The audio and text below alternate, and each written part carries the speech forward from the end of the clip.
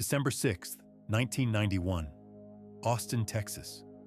A quiet winter night. A small yogurt shop. 4 girls inside, and a crime so brutal that 30 years later, the city still whispers about it. This is the Austin Yogurt Shop murders, tonight.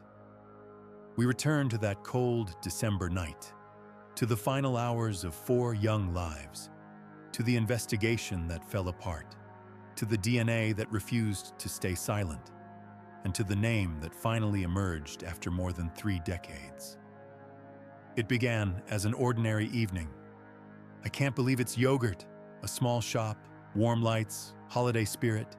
Inside were 4 girls, Jennifer Harbison, 17, her sister Sarah Harbison, 15, Eliza Thomas, 17, and Amy Ayers, 13, the youngest, just waiting for a ride home.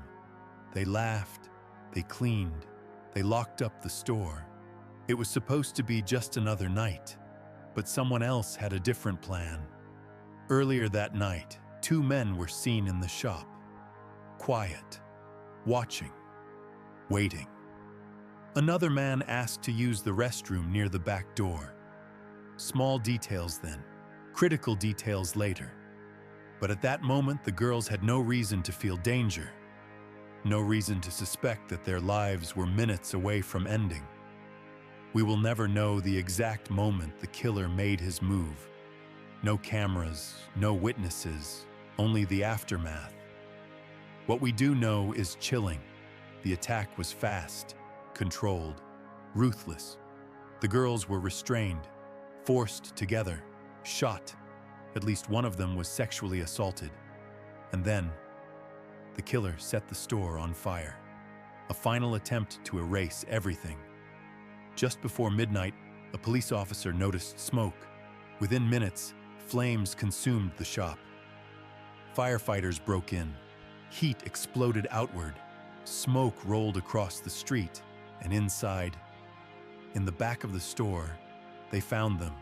4 young girls, bound, stacked, burned. Even veteran firefighters could not forget what they saw that night. Austin would never be the same again. News spread instantly. Parents cried, teenagers clung to each other. The city shut down emotionally. A yogurt shop should have been harmless, safe, innocent, but after that night, it became something else. A symbol of fear and unanswered questions. Detectives worked non-stop, day after day, year after year.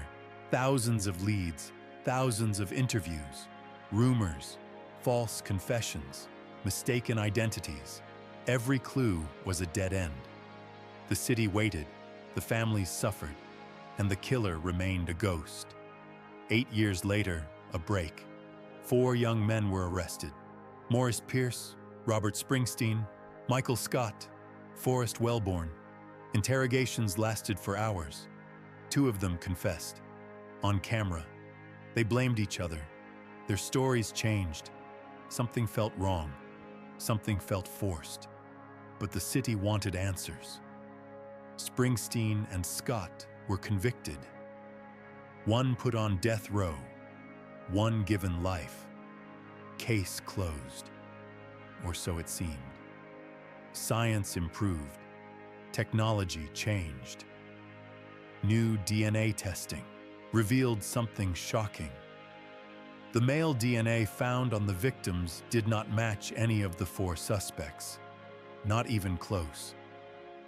In 2009, after nearly a decade in prison, the convictions were overturned. They walked free, the case collapsed, and the families were forced to relive the nightmare. Years passed, then decades. Memorials were held, flowers left at the old shop, a community still mourning. But investigators did not stop. They kept testing the DNA, kept running new comparisons, kept chasing the truth hidden inside that evidence. And eventually, science caught up to the past. A name finally emerged. Robert Eugene Brashers, a violent offender, a serial predator, connected to murders and assaults across multiple states. Brasher's was deadly, methodical, calculated, and the DNA from the yogurt shop matched him. Ballistics matched him.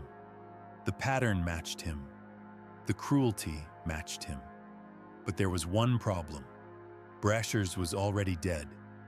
He died by suicide in 1999 after a police standoff. Justice would never face him. There will be no trial, no courtroom, no confession. But for the first time in more than 30 years, the families have a name, a direction for their grief, a closing chapter, even if incomplete. Sometimes justice comes too late, but truth always matters. If you have ever lost someone to violence, to a crime without answers, please remember this. There are people who will not stop searching.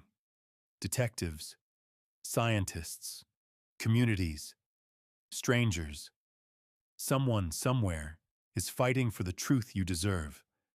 For the families of Jennifer, Sarah, Eliza, and Amy. Your daughters are remembered.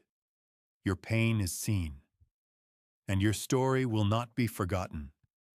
If you want more stories told with respect and with compassion for the victims, you can subscribe to this channel.